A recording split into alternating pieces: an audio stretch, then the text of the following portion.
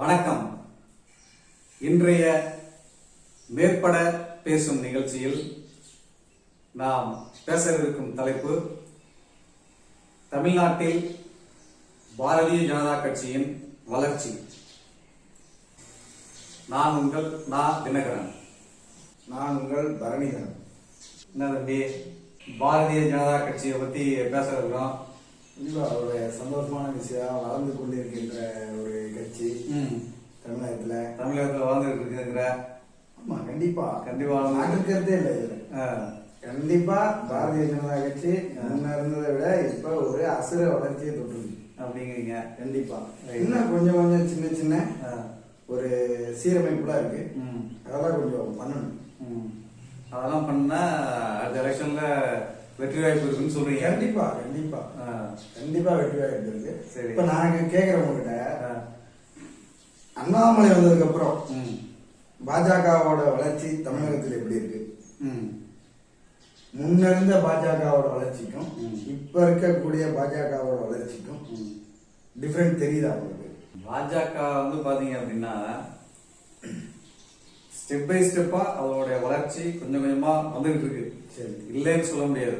தமிழ்நாட்டுல சரி, ஒரு 10 வருஷத்துக்கு முன்னால பாத்தீங்கன்னா ஒவ்வொரு ஊர்ல ஒருத்தவங்க இருக்க மாட்டான் கட்சிக்கு. இன்னைக்கு பாத்தீங்கன்னா ஒவ்வொரு கிராமத்திலயும் ஒரு 10 பேராவது இருக்கலாம். ஒரு காலத்துல கட்சிக்கு நிர்வாகியே இருக்க மாட்டாங்க. இன்னைக்கு எல்லா கிராமத்திலயும் கட்சியில நிர்வாகிகள் இருக்காங்க. அதை விட ஒரு முக்கியமான ஒண்ணு என்னன்னு கேட்டீங்கன்னா, எல்லா கிராமத்திலையும் இளைஞர்கள் இருக்காங்க. இளைஞர்கள் கொஞ்சம் கொஞ்சமா உள்ளார வந்துட்டு இருக்காங்க. அவருக்கு இன்னும் நிறைய பேர் உள்ளார வரணும். பாரதிய ஜனதா கட்சி தமிழ்நாட்டில் கால் ஊன்றணும் அப்படின்னு நினைச்சீங்கன்னா, இங்க இருக்கக்கூடிய அடிப்படை சித்தாந்தங்கள் ஒரு சில விஷயங்கள் இருக்கு.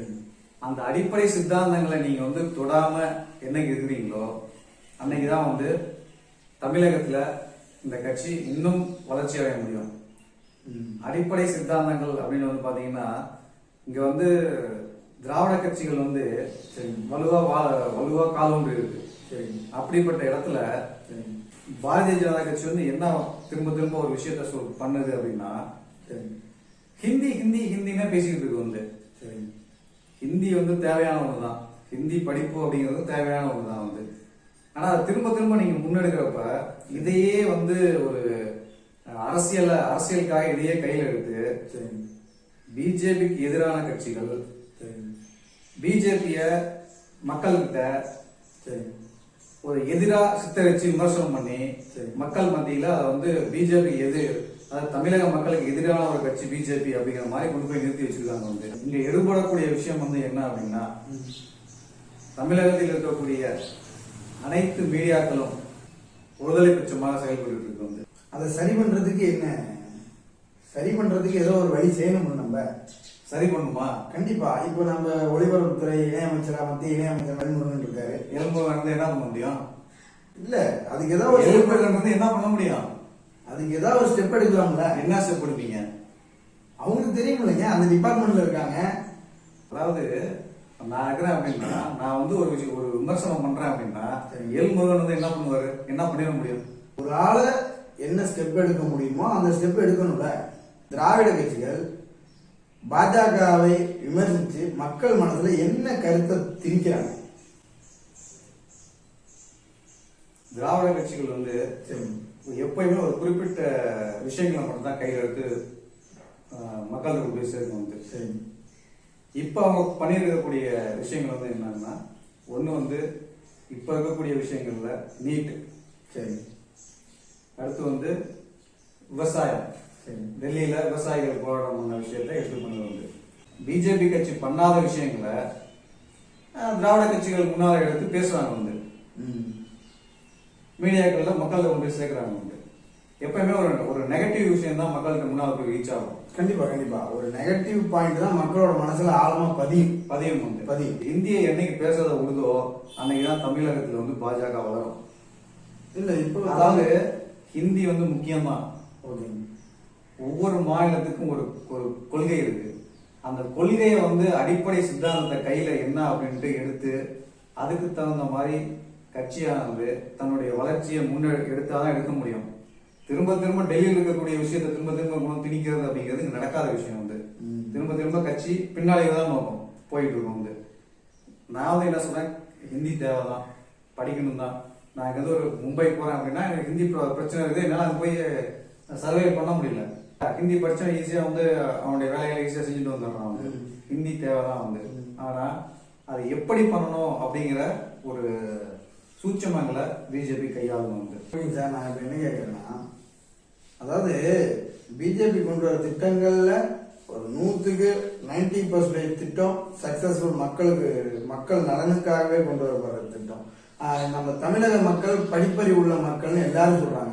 ஆனா நம்ம இளைஞர்கள் ஏன் அதை புரிஞ்சிக்க மாட்டேங்கிறாங்க? ஆழமா படிக்கிறது இல்லையா, இல்ல பிஜேபியோட எதிர்வினையை அவங்க மனசுல திணிக்கப்படுகிறார்களா? இல்லைங்க, அதாவதுங்க ஒரு மீடியா அப்படின்னு எடுத்துக்கிட்டீங்கன்னா இங்க வந்து தமிழகத்தை பொறுத்தவரை மீடியா தான் ஒரு பவர்ஃபுல்லான ஒரு மீடியம். நீங்க வந்து தொலைக்காட்சியா இருந்தாலும் சரி, பத்திரிகையா இருந்தாலும் சரி, அது இப்ப கூடிய சோசியல் மீடியா இருந்தாலும் சரி வந்து அந்த மீடியத்தை திராவிட கட்சிகள் சிறப்பா கையாளுறாங்க வந்து. அதை எப்படி பயன்படுத்தணுமோ அந்த வகையில பயன்படுத்துறாங்க. பாரதிய ஜனதா கட்சியை எந்த அளவுக்கு வந்து இதன் மூலியமா வந்து டார்கெட் பண்ணி மக்கள் மனசுல இடம் பிடிக்காத வண்ணம் அதை வந்து பாத்துக்கிறாங்க வந்து. நீங்க 1000 திட்டம் வந்து மத்திய அரசு வந்து கொண்டு வந்திருந்தாலும் அந்த திட்டத்தை பத்தி மக்களுக்கு யாருக்காவது தெரியுமா? தெரியுதா? எல்லாமே வந்து அந்தந்த ஸ்டேட் கவர்மெண்ட், எந்த ஸ்டேட் கவர்மெண்ட் இருக்கோ அந்த ஸ்டேட் கவர்மெண்ட் வந்து இம்ப்ளிமெண்ட் பண்ற மாதிரி தான் மக்கள்கிட்ட கொண்டு போய் காட்டுறாங்க வந்து. படிச்சவங்களுக்கு இது வந்து மத்திய அரசோட திட்டம் அப்படின்னு தெரியும். படிக்காதவங்களுக்கு என்ன தெரியும்? அவங்களுக்கு ஒரு பணம் கொடுக்குறாங்க, ஏதோ ஒரு விஷயம் பண்றாங்க அப்படின்னா வந்திருக்கு, அவ்வளவுதான். சார், ஒரு சில பேர் பிஜேபி பண்ற திட்டங்கள் எல்லாம் நல்ல திட்டங்கள், கொண்டு வர திட்டங்கள் எல்லாம் நல்ல திட்டங்கள், மக்கள் நலனுக்காக கொண்டு வரப்பட்ட திட்டங்கள் தெரிஞ்சே பிஜேபி எதுக்கான், அவன்லாம் எந்த கேட்டகரியில் வச்சுக்கிறது? நம்ம அதாவது வந்து என்னன்னாங்க, மக்கள் வந்து எல்லாருமே எல்லாத்துக்கும் சப்போர்ட் பண்ணணும் அப்படிங்கிற அவசியம் கிடையாது. இப்போ ஒரு அரசியல் கட்சி இருக்குன்னா அந்த அரசியல் கட்சியில கீழ்மட்டத்துல இருந்து மேல்மட்டம் வர நிர்வாகிகள் இருக்காங்க. அவங்க எதுக்காக அந்த கட்சியில இருக்காங்க? ஒண்ணு வந்து புகழ், சரி, இன்னொன்று வந்து பணம், சரிங்களா? அதுக்கு அடுத்து வந்து பாத்தீங்கன்னா ஒரு விஷயம் எனக்கு நடக்கணும் அப்படின்னா நான் ஒரு கட்சியில இருந்தாதான் இன்னைக்கு வந்து அந்த விஷயம் நடக்கும், அது செய்ய முடியும் அப்படிங்கிற எண்ணம் வந்து மக்கள்கிட்ட இருக்கு வந்து. சுயநலனுக்காக. சோ இப்படிப்பட்ட சூழ்நிலையில ஒவ்வொரு மனிதனும், சாதாரண மனிதன் வந்து கட்சியில ஈடுபாடு இல்லாத மனிதர்கள் இருக்காங்க வந்து. கட்சியில ஈடுபடக்கூடிய மனிதர்கள் ஏதோ ஒரு விஷயத்துக்காக தான் அந்த கட்சியில இருக்காங்க வந்து. அப்படிப்பட்ட நபர்கள் வந்து நீங்க நினைக்கிற மாதிரி மத்திய அரசு திட்டங்களை கொண்டாடுறது அவங்களுக்கு தெரியும், மத்திய அரசு தான் கொண்டாடுறது அப்படின்னு அவங்களுக்கு தெரியும். இருந்து அதை எதிர்க்கிறாங்க அப்படின்னா அவங்க ஒரு கட்சியுடைய சார்புல பின்னணியில் இருப்பாங்க வந்து. அந்த மாதிரி பின்னணியில இருக்கிறவங்க எதுக்குதான் செய்வாங்க. அவங்களுக்கு வந்து கொள்கையெல்லாம் கிடையாது. கொள்கையை பேஸ் பண்ணி யாருமே கட்சியில இருக்க வந்து அவங்கவுங்க அவங்களுடைய ஒரு சுயநலனுக்காகவோ அல்லது வந்து தன்னை வந்து முன்னிலைப்படுத்துவதற்காக தான் இருக்காங்க வந்து. அப்படிப்பட்ட சூழ்நிலையில ஒரு மத்திய அரசோ அல்லது வந்து எந்த அரசாங்கம், மத்திய அரசு எந்த அரசாங்கமா இருந்தாலும் சரி வந்து அவங்க கொண்டாடுற திட்டத்தை எதிர் கட்சிக்காரங்க எதிர்க்கதான் செய்வாங்க வந்து. எவ்வளவு பெரிய நல்ல திட்டமா இருந்தாலும் சரி ஏற்றுக்கொள்ள வேண்டிய ஒரு விஷயம் சார். எதிர்கட்சியோட வேலை தான், எதிர்க்கிறது தான் எதிர்கட்சியோட வேலை. படிப்பறிவு உள்ள மாணவர்கள் மாணவிகள் அதை புரிஞ்சுக்கிற தன்மையில ஏன் இல்லை? அவங்க மனநிலையை இந்த திராவிட கட்சிகளோ ஊடகங்களோ எந்த நிலைமைக்கு கொண்டு போய் நிறுத்துறாங்க? பாரதிய ஜனதா கட்சி தங்களுடைய கொள்கைகளையும் சரி, தான் கொண்டாடுற திட்டத்தையும் சரி மக்கள்கிட்ட கொண்டு போய் சேர்க்கறதுக்கு ஏதாவது ஒரு முயற்சி எடுத்திருக்காங்களா? அவங்ககிட்ட ஏதாவது ஒரு மீடியம் இருக்கா? ஒரு தொலைக்காட்சியோ பத்திரிகையோ மக்கள்கிட்ட கொண்டு போய் சேர்க்கறதுக்கு ஏதாவது ஒன்று இருக்கா? அது இருந்தாவே பாதி ரீச் ஆன மாதிரி இல்ல. எதுவுமே இல்லாத பட்சத்தில் மத்திய அரசு கொண்டு வரக்கூடிய திட்டங்கள் எல்லாத்தையும் வந்து தமிழகத்தில் இருக்கக்கூடிய மீடியாக்கள் இருட்டடிப்பு செய்வது உண்டு. சரி, அதாவது எந்த ஒரு மீடியாவும் என்ன பண்ணும் அப்படின்னா அந்தந்த மாநிலத்தில் இருக்கக்கூடிய தலைவர்களை மட்டும்தான் முன்னிலைப்படுத்தும். மாநிலத்தில் இருக்கக்கூடிய தலைவர்கள் தான் அந்தந்த மாநிலம் சார்ந்த அந்த மீடியாக்களை அவங்க தான் வந்து அதாவது அவங்க கையகப்படுத்தி அவங்களை கண்ட்ரோல் வச்சிருப்பாங்க வந்து.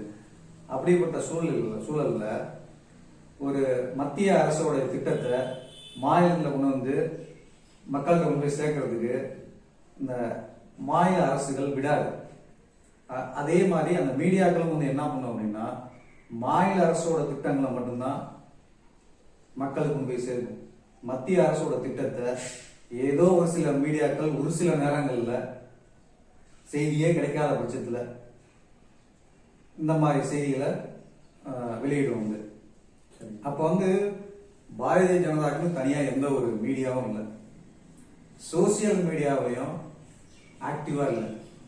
ஒரு அதாவது பாஜக நிர்வாகிகளும் சரி தொண்டர்களும் சரி யாரா அது பாஜக சார்ந்தவர்கள் யாரா இருந்தாலும் சரி ஆக்டிவா இல்லை. இன்னும் ஆக்டிவா இருக்கணும்னு சொல்றீங்க. ஆக்டிவா மீன்ஸ் தனிப்பட்ட நபரோட தாக்குதல் இருக்கக்கூடாது. ஓகே, அவங்க சொல்லக்கூடிய கருத்துக்கு பதில் சொல்லணும். ஒன்லி அரசியல் விமர்சனம் மட்டும்தான் இருக்கும். ஆமா, தனிப்பட்ட நபர்களுடைய தாக்குதல் இல்லாம மோடி அப்படிப்பட்டவர், ஸ்டாலின் இப்படிப்பட்டவர், எடப்பாடி பழனிசாமி அப்படிப்பட்டவர் அப்படின்னு தனிப்பட்ட விமர்சனங்கள் இல்லாம அரசியல்ல நீங்க என்ன செஞ்சீங்க, என்ன தப்பு பண்றீங்க, இன்னும் என்ன செய்யணும் அப்படிங்கிற விமர்சனத்தை நீங்க எவ்வளவு தூரம் முன்னெடுத்து கொண்டு போயிருக்கீங்க. சார் நான் என்ன நினைக்கிறேன்னா இதெல்லாம் தாண்டி திராவிட கட்சிகள் அவங்க என்ன பண்றாங்க அப்படின்றது நான் நினைக்கிறத உங்ககிட்ட சொல்றேன். அவங்க வந்து ஃபர்ஸ்ட் என்ன பண்றாங்க அப்படின்னா மக்கள்கிட்ட ஒரு ஒப்பீனியன் கிரியேட் பண்றாங்க. மக்கள் மனசுல ஒரு ஒப்பீனியன் ஒன்று கிரியேட் பண்றாங்க. அதாவது இந்த எலெக்ஷன் வருதா இவரு தான் வருவார் அப்படின்னு மக்களை பேச வைக்கிறாங்க. கடந்த சட்டமன்ற தேர்தலில் இந்த ஒப்பீனியனை கிரியேட் பண்ணதுக்காக தான் பிரசாந்த் கிஷோர் அப்படிங்கிற நபரை கொண்டாந்து திமுக முன்னெடுத்து அவரை வந்து அவர் மூலியமா இந்த ஒப்பீனியனை கிரியேட் பண்ணாங்க வந்து. கண்டிப்பா கண்டிப்பா இந்த ஃபர்ஸ்ட் இந்த ஒப்பீனியன் கிரியேட் பண்ணத பிஜேபி தான் வந்து கையில் எடுத்து ஸ்டார்டிங்ல பண்ணிச்சு வந்து. அதை தொடர்ந்து தான் பல்வேறு மாநிலத்தில் பல்வேறு கட்சிகள் வந்து இந்த மாதிரி பண்ணாங்க. அது எல்லாத்தையும் தெரிஞ்ச உடனே ஃபர்ஸ்ட் பிரசாந்த் கிஷோர் பிஜேபிக்கு தான் இந்த வேலையை பண்ணிட்டு இருந்தாரு. ஆமா. ஸோ இங்க வந்து தமிழகத்துல வந்து பிஜேபிக்கு பிரசாந்த் கிஷோரே வேலை செஞ்சாலும் இப்ப இருக்கக்கூடிய சூழ்நிலையில பிஜேபி வெற்றி அடையாது. அதுக்கு என்ன சார் பண்ணணும்? நம்ம இதெல்லாம் தாண்டி நீங்க வந்து திராவிட கட்சிகள் வந்து மக்கள்கிட்ட ஒரு அடிப்படையான விஷயத்த பிஜேபி கட்சி அப்படிங்கிறது வந்து தமிழகத்துக்கு ஒவ்வாத கட்சி, தமிழகத்துக்கு ஏற்ற கட்சி இல்லை அப்படிங்கிற மாதிரி ஒரு மாயை பிம்பத்தை கிரியேட் பண்ணிடுறாங்க. சரி, அதை உடைக்கணும். அதான் உண்மை. ஆமா, அதை உடைக்கணும்னா என்ன பண்ணணும் வந்து அதுக்கான வந்து முன்னெடுப்புகளை எடுத்து பண்ணணும் வந்து. என்ன முன்னெடுப்பை எடுத்து பண்ணணும் வந்து அந்த காலத்துல வந்து யார் ஒருத்தர் தைரியமா போர் செஞ்சிருக்காங்களோ, தைரியமா அடுத்த நாட்டை எதிர்த்திருக்காங்களோ அவங்க தான் வெற்றி அடைஞ்சிருக்காங்க.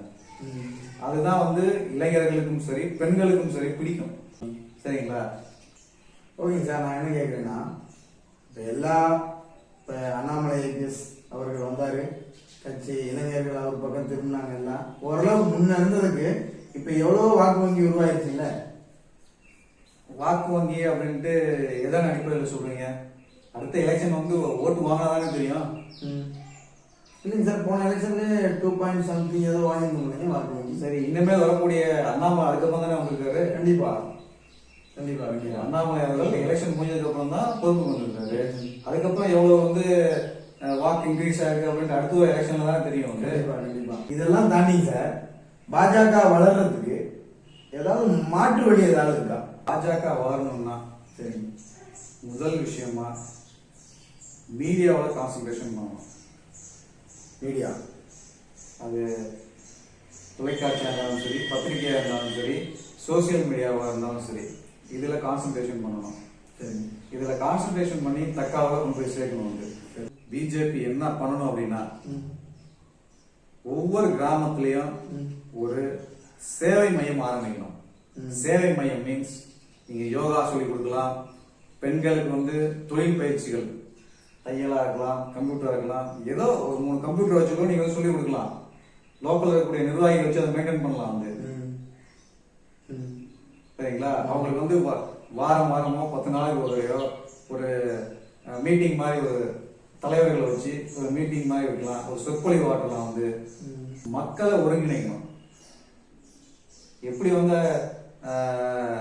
இந்துக்கள் அல்லாத மற்ற சமூகம் வந்து எப்படி ஞாயிற்றுக்கிழமைகளோ ஏதோ ஒரு நாள்ல ஒருங்கிணைச்சு ஒரு விஷயத்த பண்றாங்களோ, அதே மாதிரி ஹிந்து மக்களை வந்து ஹிந்துவை ஹிந்துவாக மாற்ற வேண்டும்.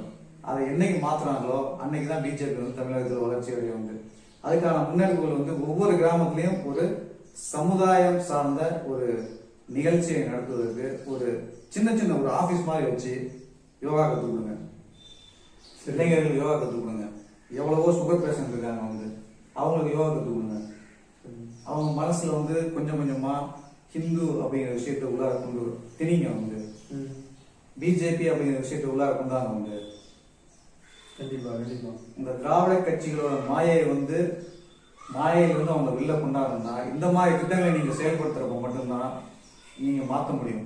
அடுத்து வந்து என்ன பண்ணணும் அப்படின்னா, தமிழகத்தை வந்து 5 மண்டலமாக பிரிங்க. கட்சி சார்ந்து 5 மண்டலமாக பிரிங்க. வந்து எப்படி பிரிக்கணும் அப்படின்னா, ஒவ்வொரு மண்டலத்திலையும் ஒரு குறிப்பிட்ட சமூகத்தினர் அதிகமாக இருப்பாங்க. வந்து இப்ப மேற்கு மண்டலத்துல கவுண்டர் சமூகம் அதிகமாக மக்கள் வசிக்கிறாங்க, சரிங்களா? சோ அதுல அந்த கவுண்டர் சமூகம் எந்தெந்த மாவட்டங்கள் அதிகமாக வசிக்கிறாங்களோ அந்த மாவட்டங்கள் ஒரு மண்டலமா பிரிங்க. வந்து தென் மாவட்டங்கள்ல தேவர் சமூகம், அதுக்கு அடுத்து 2 சமூகம் முக்கியமான சமூகம் இருக்கும். இவங்க எந்தெந்த மாவட்டங்கள் அதிகமா இருக்காங்களோ அந்தந்த மாவட்டங்கள் ஒரு மண்டலமா பிரிங்க. அதே மாதிரி கிழக்கு பகுதியில ஒரு சமூகம் டாமினண்டா இருக்கும். அது எந்தெந்த சமூகம் இருக்கு, அந்த சமூகம் எங்கெங்கெல்லாம் எந்தெந்த மாவட்டங்கள்லாம் இருக்குது அப்படிங்கிறத கால்குலேஷன் பண்ணி அதை ஒரு மண்டலமா பிரிங்க. மத்திய மாநிலத்துல எந்த கம்யூனிட்டி அதிகமா இருக்கு, அதுக்கு அடுத்த கம்யூனிட்டி எது அதிகமா இருக்கு, அதை பேஸ் பண்ணி ஒரு மண்டலமா பிரிங்க. வந்து சார் இதெல்லாம் விட்டு அந்த எண்ணிக்கை அளவுல சின்னதா கம்யூனிட்டி எல்லாம் இருப்பாங்களா, சின்ன சின்ன கம்யூனிட்டி, அதெல்லாம் ஒன்னா நினைக்கலாம் இல்ல. அது நீங்க ஃபர்ஸ்ட் வந்து டாமினன்ட் கம்யூனிட்டியை வந்து நீங்க வந்து குறி வச்சு நீங்க வந்து வேலை செய்யணும். வந்து சரிங்களா?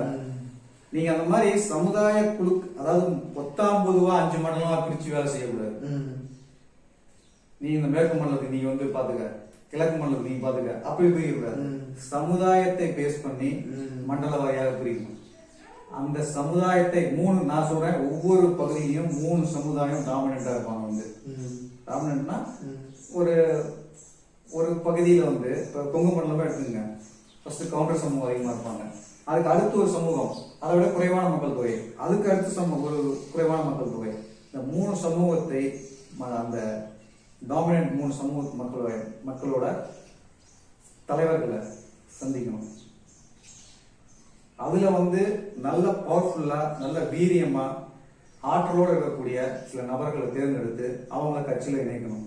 மதுரை மண்டலத்துல ப்ரொஃபசர் சீனிவாசன் அவர்கள் ஒரு சில காரியங்களை எக்ஸலண்டா பண்ணியிருக்காரு. வந்து ஒருங்கிணைச்சிருக்காரு, ஒரு சில சமுதாயத்தை ஒருங்கிணைச்சிருக்காரு. வந்து ஆனா ஒருங்கிணைச்சிருக்காருன்னா அதை ஓட்டா மாத்தணும்ல, அதுக்கான வித்தையை நம்ம வந்து செய்யணும்ல. கண்டிப்பா ஓட்டா மாறினாதான் நம்ம இங்க அந்த ஒருங்கிணைப்பு இல்ல, ஒருங்கிணைத்து அதை ஓட்டா மாத்துவதற்கான விஷயங்களை செய்யணும். அதுக்கு அந்தந்த டாமினன்ட் கம்யூனிட்டியில் இருக்கக்கூடிய தலைவர்களை கட்சிக்குள்ள உணர்ந்து அவங்களுக்கு ஒரு பதவியை கொடுத்து, ஒரு பொறுப்பை கொடுத்து, பதவி கிடையாது பொறுப்பை கொடுத்து நீ வந்து இதை கண்டிப்பா செஞ்சாகணும். செல்வி ஜெயலலிதா அவர்கள் மேற்கு மண்டலத்தையும் தெற்கு மண்டலத்தையும் அதாவது திறம்பட கையாண்டாங்க. மேற்கு மண்டலத்தில் இருக்கக்கூடிய கவுண்டர் சமூகத்தையும் தெற்கு மண்டலத்தில் இருக்கக்கூடிய தேவர் சமூகத்தையும் கரெக்டா கையாண்டு அவங்ககிட்ட இருந்து ஓட்டுகளை அதிகமா பெற்றாங்க. அவங்க வெற்றிக்கு அது ஒரு காரணம். அந்த சூட்சமத்தை கையாளணும். வந்து அதே மாதிரிதான் திருமாவளவனுக்கு எதிராக ஒரு நபரை முன்னிலைப்படுத்தி ப்ரொஜெக்ட் பண்ணணும். வந்து சரிங்களா? அதே மாதிரி பிஜேபிக்கு ஆதரவு கொடுக்க மாட்டாங்க அப்படின்னு தெரிஞ்சதுன்னா அவங்களுக்கு எதிராக ஒரு நபரை நீங்க வந்து ஒரு சமுதாயத்துல இருந்து ஒரு நபரை நீங்க ப்ரொஜெக்ட் பண்ணி அவங்களை முன்னிலைப்படுத்தலாம். இதெல்லாம் அரசியல் தந்திரங்கள்.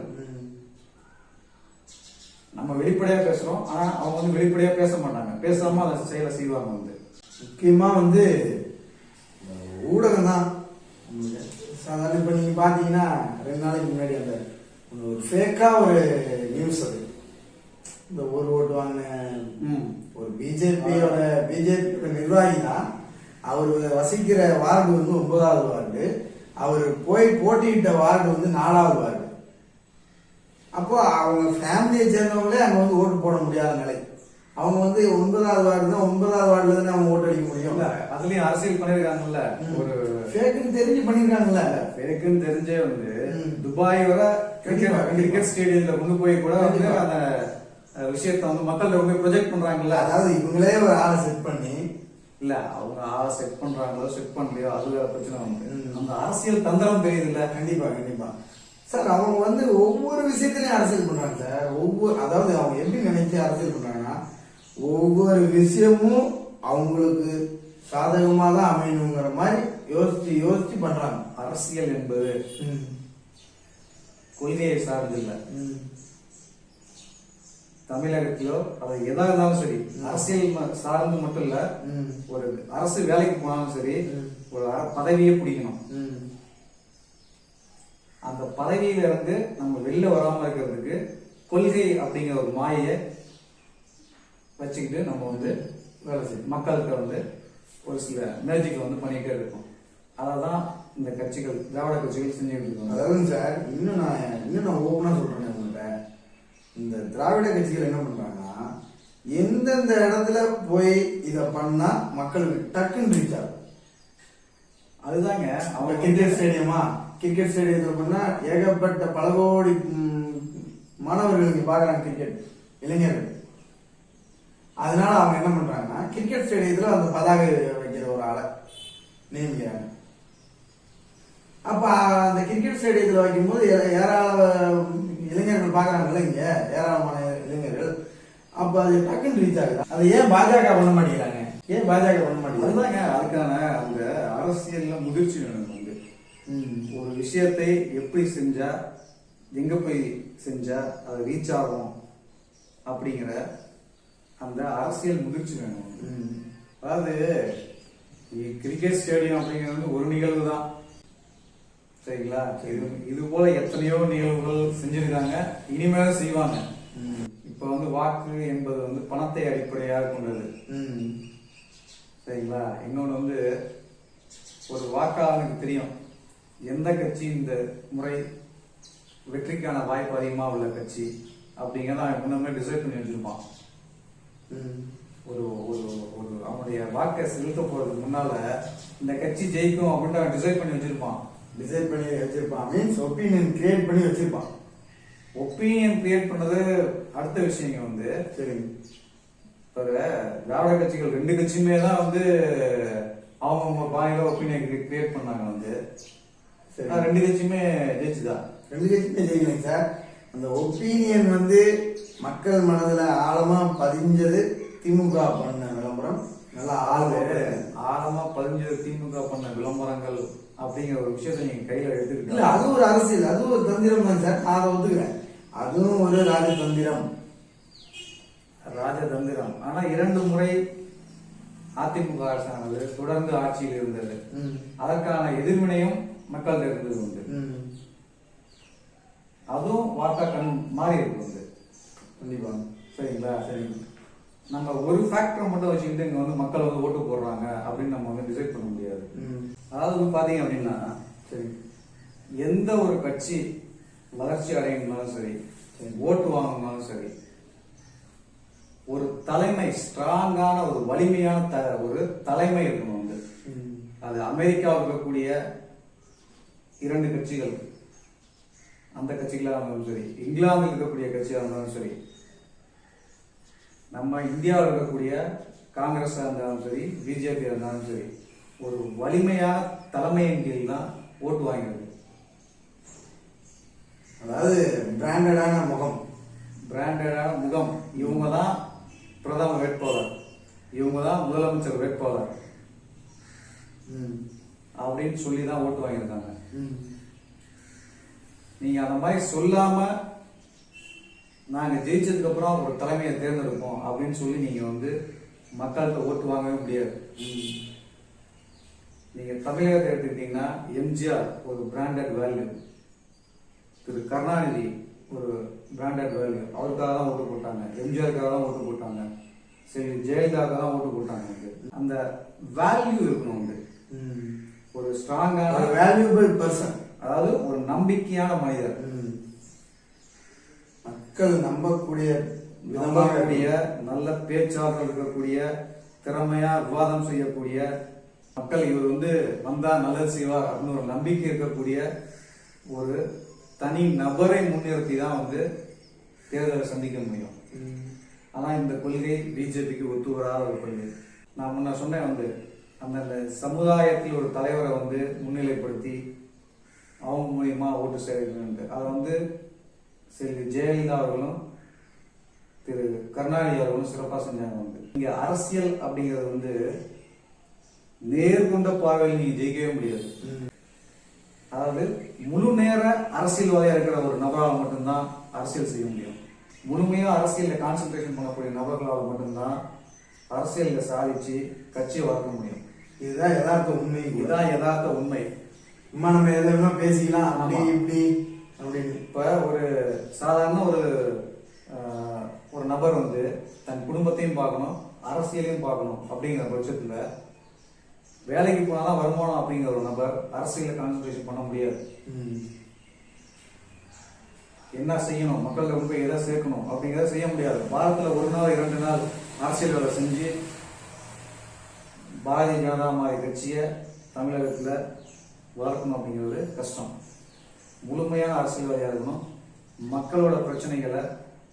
அடுத்து வந்து பாத்தீங்க அப்படின்னா பேச்சாற்றல் மிக்க தலைவர்களை வளர்த்து அவங்க எல்லா பகுதியிலும் பிரச்சாரம் பண்றதுக்கான ஏற்பாடுகளை செஞ்சு கொடுக்கணும். வந்து அதாவது பேச்சு அப்படிங்கிறது வந்து தமிழகத்தின் அடிப்படை விஷயங்களான விவசாயம், வேலை வாய்ப்பு, கல்வி,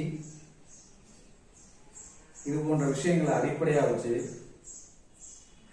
பேசக்கூடிய நபர்களா இல்ல அவங்களுக்கு பயிற்சி கொடுத்து பேச சொல்லணும். அடுத்து வந்து பாத்தீங்க அப்படின்னா திராவிட கட்சிகள் வந்து என்ன பண்ணும் அப்படின்னா கல்லூரிகளிலேயும் பள்ளிகளிலேயும் கட்டுரை போட்டி, பேச்சு போட்டி, இது போன்ற செயல்களை வருஷம் வருஷம் செஞ்சுக்கிட்டே இருப்பாங்க. அதுக்கான பரிசுகளை கொடுத்துட்டே இருப்பாங்க. என்னன்னா கீழ் அந்த ஒரு ஸ்கூல்ல படிக்கிற பையன்ல இருந்து கல்லூரி படிக்கக்கூடிய அந்த மாணவர்கள் வர தன்னுடைய கட்சியை அங்கிருந்தே வளர்க்கறதுக்கான ஏற்பாடுகளை முன்னேற்பாடுகளை செஞ்சு அது தெரியும். அது வெளிப்படையாவே தெரியும். எப்படின்னா அவங்களோட அரசியல படிக்கிற குழந்தைகள் அந்த புக்ல இருந்து ஆரம்பிப்பாங்க. அது வந்து அதுதான் அவங்களுடைய அடிப்படை சித்தாந்தங்கள்ல ஒண்ணு வந்து. ஆமா, படிக்கக்கூடிய விஷயங்களை நீங்க செஞ்சாதான் கீழ் மட்டத்துல இருந்து அந்த பையனுடைய மனசுல நீங்க உருவகப்படுத்தணும். பாரதிய ஜனதா கட்சி அப்படிங்கிற ஒரு உருவத்தை அவன் மனசுல ஏற்படுத்தணும் வந்து. அப்பதான் அவன் வந்து ஒரு ஸ்டேஜுக்கு வரப்ப அவன் வந்து பாரதிய ஜனதா கட்சி அப்படிங்கிற ஒரு கட்சிக்கு வாக்களிக்கக்கூடிய நபரா இருப்பான் வந்து. சரிங்களா? அடுத்து வந்து இந்துவை இந்துவாக மாற்றணும். அதுக்கான அடிப்படையில் வேலையை செய்யணும் வந்து. ஏன் அப்படின்னா பாரத பிரதமரை எதிர்க்கிறதுக்கு பல பேர் இருக்காங்க வந்து. அவங்க என்னதான் நன்மை செஞ்சாலும் எதிர்க்கிறதுக்கு பல பேர் இருக்காங்க. அதாவது பொய்யா எதிர்க்கிறது, ஆனா வலுவா எதிர்ப்பாங்க. இந்து அல்லாத சமுதாயங்கள் பாரத பிரதமரை எதிர்த்துக்கிட்டே தான் இருக்கிறாங்க வந்து. எது செஞ்சாலும் அதுக்கு எதிர்வினை ஆட்டிக்கிட்டே தான் இருக்காங்க. நல்லதே செஞ்சாலும் அதுக்கு எதிர்வினை தான் ஆட்டுறாங்க வந்து.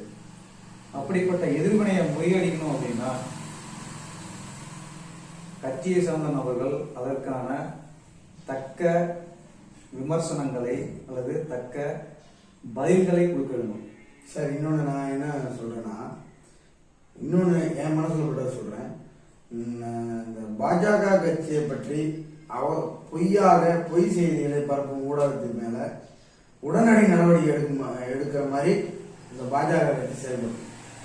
உடனடி நடவடிக்கை அப்படிங்கிறது வந்து என்ன ஆகுதுன்னு பாத்தீங்கன்னா, அதாவது சட்ட ரீதியான நடவடிக்கை இருக்கலாம். சரி, அதாவது ஒரு தனிநபர் தாக்குதல் இல்லாம அதற்கான விமர்சனங்களை உடனடியாக ஒருத்தர் மட்டும் அதுக்கு பதில் ரிப்ளை கொடுத்தா பத்தாது வந்து பல லட்சம் பேர் பதில் கொடுக்கும்.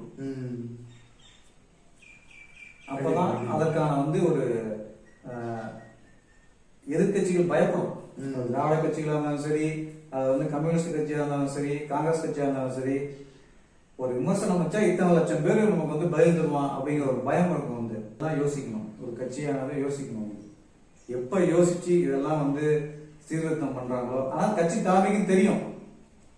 நம்ம 2 பேரும் பேசுற விஷயம் கட்சி தலைமைக்கு தெரியாம இருக்காது. வந்து இதை விட 1000 மடங்கு 1000 புதிய யுத்திகளை அவங்க யோசிச்சு வச்சிருப்பாங்க. வந்து ஆனா யோசிச்சு வச்சு என்ன பண்றது, வந்து அதை செயல்படுத்தணும்ல. எல்லாத்தையும் தாண்டி பேசுறது என்னென்ன பேசலாம், எல்லாத்தையும் தாண்டி யதார்த்த உண்மைன்னு ஒண்ணு இருக்குங்க. யதார்த்த உண்மையை எப்ப புரிஞ்சு ஒரு கட்சி செயல்படுதோ அதை கரெக்டா இம்ப்ளிமெண்ட் பண்றது வந்து இப்ப இருக்கக்கூடிய திமுக கட்சியானது சரியா கையாண்டு வந்து எல்லா விஷயத்திலையும் அரசியல் பண்ணும். அதை எப்படி அடிமட்ட தொண்டர் வரைக்கும் மக்கள் வரைக்கும் கொண்டு செல்லணும்னு அவங்களுக்கு தெரியும். பாப்போம் சார், மக்கள் என்ன மக்கள் கையில எதுவுமே பண்றாங்க. மக்கள் கையில எதுவுமே இல்ல. மக்கள்கிட்ட நீங்க போய் எப்படி கட்சியை சேர்க்கிறீங்க அப்படிங்கிற போதுதான் மக்கள் வந்து அதுக்கான பதில் எடுத்துக்குவாங்க. வணக்கம் நண்பர்களே, எங்களுடைய சின்ன கருத்துக்களை நாங்கள் பதிவிட்டிருக்கிறோம். ஸோ அந்த கருத்துக்கள் எந்த அளவில் வந்து சரியான கருத்துக்கள் என்பது மக்கள் தான் பதில் சொல்லணும். நன்றி, வணக்கம். வணக்கம்.